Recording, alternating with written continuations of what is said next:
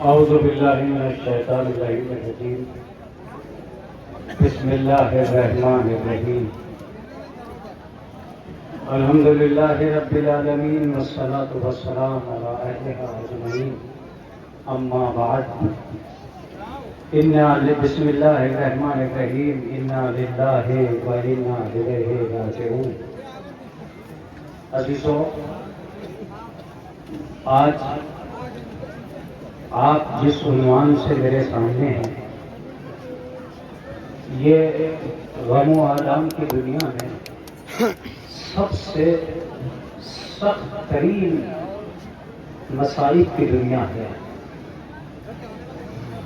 یہ شہر خاموشاں ہے، یہاں جگہ جگہ قبریں بنی ہوئی ہیں۔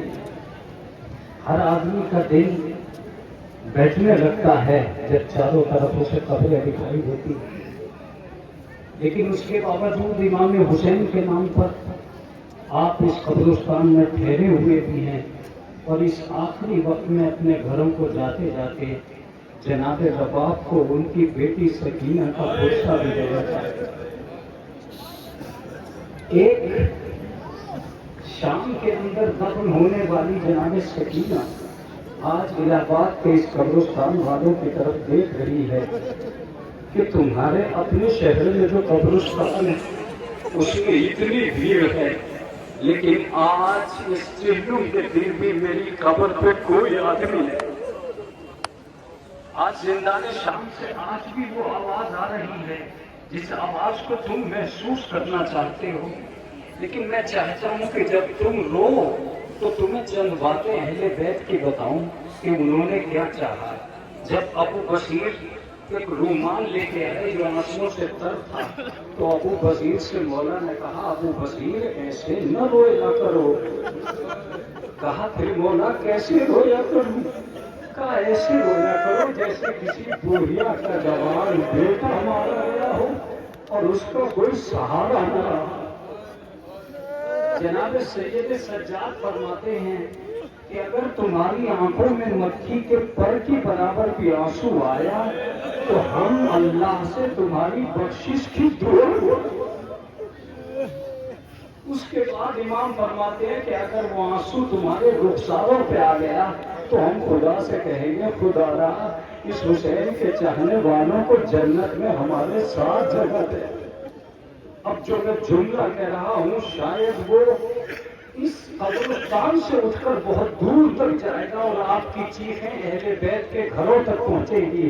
جملہ سنیے، چھٹے امام فرماتے ہیں کہ اہل بیت میرے جد پہ رونے والوں کبھی گھٹ گھٹ کے نہ رونا، اس لیے کہ ہمارے اجداد کو تڑپا تڑپا کے مارا۔ عزیزوں، مولانا انتظار صاحب عابدی قبلہ جب مسائل ہو گئے تھے تو مجھے ایک جملہ یاد آ رہا تھا کہ جب شمر ضرب مارتا تھا تو حسین پیر پھیلاتے تھے پھر پیروں کو سمیٹتے تھے۔ اس قبرستان میں کھڑے ہو کر، قبروں کے درمیان کھڑے ہو کر تمہیں میں بتاتا ہوں کہ تم نے چہلم منا لیا۔ جس بچی کے غم کے لیے مجھ سے کہا گیا ہے اگر میں کل تک کھڑا کھڑا اس بچی کے مسائل بیان کرتا رہوں تو بیان نہیں ہو سکتے۔ میں آج تمہیں کربلا دو لفظوں میں سناتا ہوں۔ یہ الہ آباد ہے اور الہ آباد کی میری مائیں بہنیں میرے اس جملے کو غور سے سنیں اور یاد کر کے لے جائیں۔ آج کے بعد شاید میں ان جملوں کو اس رنگ سے ادا نہیں کر سکتا جس رنگ سے ادا کرنا چاہتا ہوں۔ اگر کوئی مجھ سے پوچھے کہ کربلا کہاں سے شروع ہوئی تو میں فوراً بتا دوں گا، لیکن اگر کوئی مجھ سے پوچھے کہ کربلا کہاں ختم ہوئی تو میں کبھی نہیں بتا پاؤں گا۔ کہاں ختم ہوئی میں کبھی نہیں بتا پاؤں گا۔ میں اس کی دو مثالیں دیتا ہوں۔ جب میں نے ذاکروں سے پوچھا تم نے پوری کربلا پڑھ دی تو انہوں نے کہا اگر پڑھتی ہوتی تو دوسری مجلس نہ پڑھتی۔ میں نے تم سے کہا تم نے پوری کربلا سن لی؟ کہا مولانا اگر سن لی ہوتی تو اب اس وقت یہاں موجود نہ ہوتے۔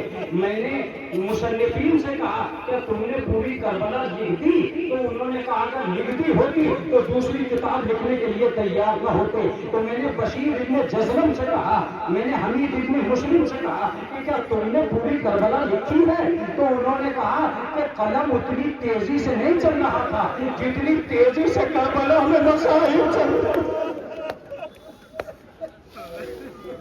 میں تمام کرنے جا رہا ہوں، جتنی تیزی سے کربلا سے مسائل ہے، تم کلیجوں پہ ہاتھ رکھو پھر میں یہ جملہ کہوں۔ میں نے کہا تم کیا کہنا چاہتے ہو؟ کہا سنو، ہم یہ تو گن سکے، یہ جملہ سن کے جانا، ہم یہ تو گن سکے کہ حسین کے جسم پر زخم کتنے لگے ہیں، مگر ہم یہ نہ گن سکے کہ عابد بیمار کے کوڑے کتنے لگے ہیں۔ عابد بیمار کے کوڑے کتنے لگے ہیں۔ عزیزوں، تم چہلم کرنے آئے ہو نا، میں بتاتا ہوں کہ چہلم کیسے ہوا تھا کربلا زندان شام میں۔ 1 سال کے بعد جناب زینب نے یہ کہا کہ میں اپنے بھیا کا چہلم نہ کر سکی۔ کہا پھوپھی اماں، یہاں ہمارا اپنا کوئی نہیں ہے، کھانا کہاں سے پکے گا، رشتے دار کہاں سے آئیں گے، کیسے قید خانے میں ہم چہلم کریں گے، یہاں تو ہم کسی کو بلا بھی نہیں سکتے۔ بس سید سجاد تم گھبراؤ نہیں، میں بتاؤں گی کہاں سے آئیں گے۔ برابر کی بستی میں، میری مائیں بہنیں سن رہی ہیں نا، برابر کی بستی میں جناب زینب گئی اور سید سجاد سے کہا تم مردوں کو بلاؤ، میں عورتوں کو بلاتی ہوں۔ مردوں سے کہا دیکھو ہم اس قید خانے میں 1 سال سے تھے، ہمارے رونے کی آوازیں آتی تھی لیکن اب نہیں آئیں گی، اب ہم جا رہے ہیں، اب ہمیں رہائی مل گئی ہے، اب ہم رخصت ہو رہے ہیں، اب یہاں سے رونے کی آواز نہیں آئے گی۔ بس تمہیں آخری زحمت یہ ہے کہ تم اس قید خانے میں آ کر ہمارے بھائی کا چہلم کرتے ہوئے ہماری مدد کرو۔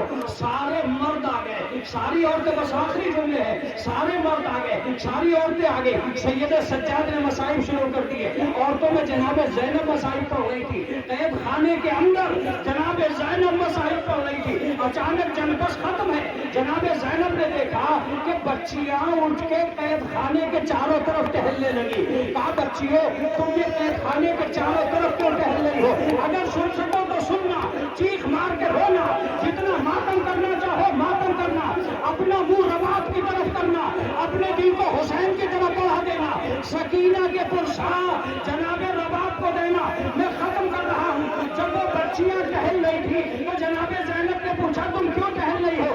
کہا جب ہم اسکول جاتے تھے تو ایک 6 سال کی بچی تھی جو دروازے پر بیٹھی رہتی تھی، ہم اسے ڈھونڈ رہے ہیں، وہ بچی یہاں موجود نہیں ہے۔ کہا میرے ساتھ آؤ۔